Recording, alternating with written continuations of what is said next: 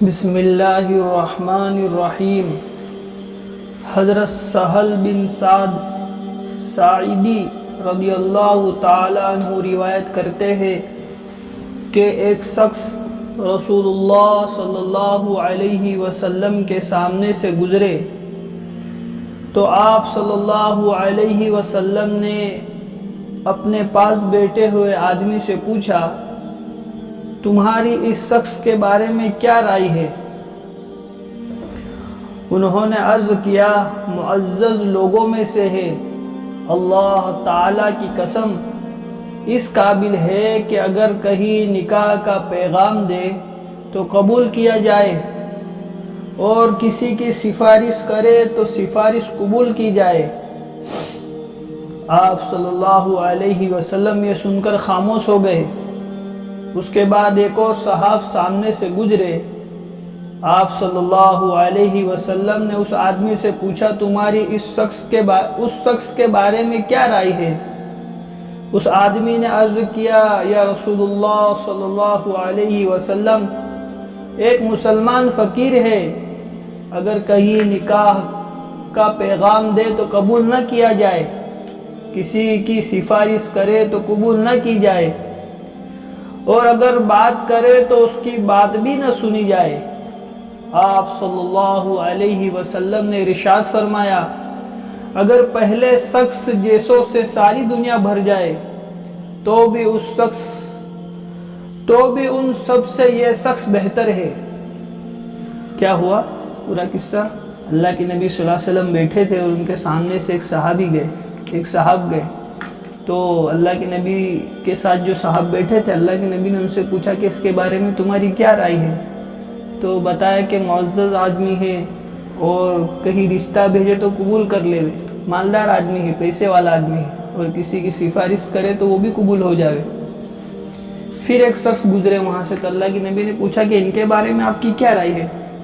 کہا، غریب ہے، مسلمان فقیر آدمی ہے، اگر کہیں نکاح کا پیغام بھیجے تو بھی قبول نہیں کی جاوے، فقیر آدمی ہے، پیسہ نہیں اس کے پاس، اور کسی کی سفارش کرے تو وہ بھی قبول نہیں کی جاوے، اور بات کرے تو اس کی بات پہ کوئی دھیان بھی نہیں دے وے۔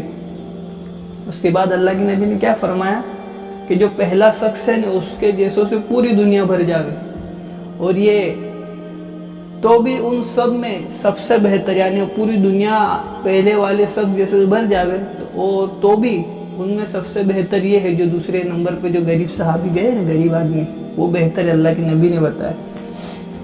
حضرت مصعب بن سعد رضی اللہ تعالیٰ عنہ سے روایت ہے کہ ان کے والد حضرت سعید رضی اللہ تعالیٰ عنہ کا خیال تھا کہ انہیں ان صحابہ پر فضیلت حاصل ہے جو ان سے مالداری اور بہادری کی وجہ سے کم درجے کے ہیں۔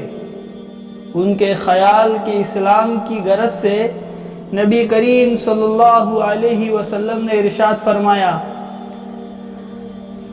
نبی کریم صلی اللہ علیہ وسلم نے ارشاد فرمایا، تمہارے کمزوروں اور بے کسوں ہی کی برکت سے تمہاری مدد کی جاتی ہے اور تمہیں روزی دی جاتی ہے۔ حضرت ابو درداء رضی اللہ تعالیٰ عنہ فرماتے ہیں کہ میں نے رسول اللہ صلی اللہ علیہ وسلم کو یہ ارشاد فرماتے ہوئے سنا، مجھے کمزوروں میں تلاش کیا کرو، اس لیے کہ تمہارے کمزوروں کی وجہ سے تمہیں روزی ملتی ہے اور تمہاری مدد ہوتی ہے۔ اللہ کے نبی صلی اللہ علیہ وسلم نے کیا فرمایا کہ مجھے کمزوروں میں تلاش کیا کرو، اس لیے کہ تمہارے کمزوروں کی وجہ سے تمہیں روزی ملتی ہے اور تمہاری مدد ہوتی ہے۔ حضرت حارثہ بن وہب رضی اللہ تعالیٰ عنہ فرماتے ہیں کہ میں نے نبی کریم صلی اللہ علیہ وسلم کو ارشاد فرماتے ہوئے سنا، کیا میں تمہیں نہ بتاؤں کہ جنتی کون ہے؟ کس نے فرمایا؟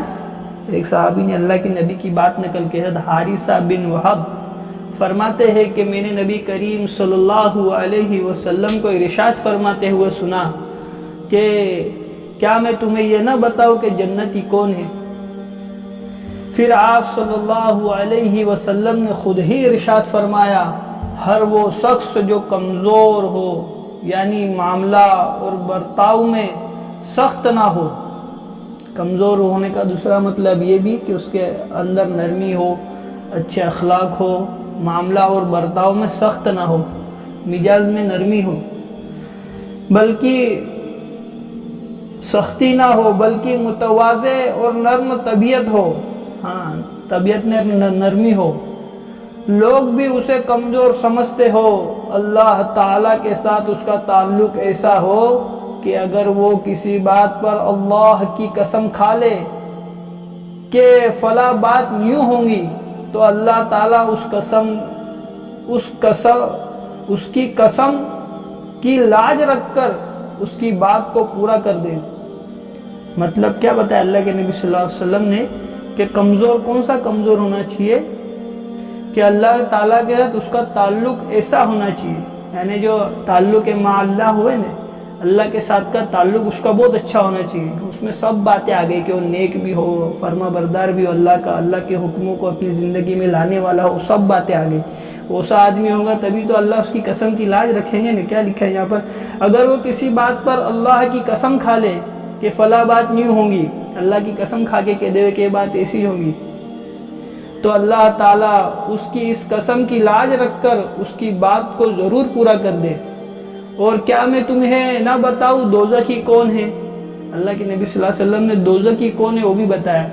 پھر آپ صلی اللہ علیہ وسلم نے خود ہی ارشاد فرمایا، ہر وہ شخص جو مال جمع کر کے رکھنے والا، بخیل، سخت مزاج، مغرور ہو، کیا فرمایا؟ جہنمی۔ پھر اور کیا میں تمہیں یہ نہ بتاؤں کہ دوزخی کون ہے؟ پھر آپ صلی اللہ علیہ وسلم نے خود ہی ارشاد فرمایا، ہر وہ شخص جو مال جمع کرے، خوب کماوے، کمانے سے کوئی منع نہیں ہے، کمانا پڑے گا، دنیا میں آئے تو پیسہ کمانا ہی پڑے گا حلال طریقے سے، ہاں، لیکن وہ مال جمع کر کے رکھے۔ دوزخی میں یہ بھی ہے کہ جو مال جمع کر کے رکھتا ہوئے۔ دوسرا کون؟ جو بخیل ہے، ہاں وہ کنجوس۔ تیسرا سخت مزاج، بہت گرم انسان، چھاپ پڑ گئی اس کی، یہ تو بہت گرم دماغ کا آدمی ہے، ہاں کسی کے ساتھ بنتی جی نہیں اس کی، سخت مزاج اور مغرور ہو، تو یہ دوزخی کی علامت ہے۔ سبحان اللہ و بحمدہ، سبحانک اللہم و بحمدک،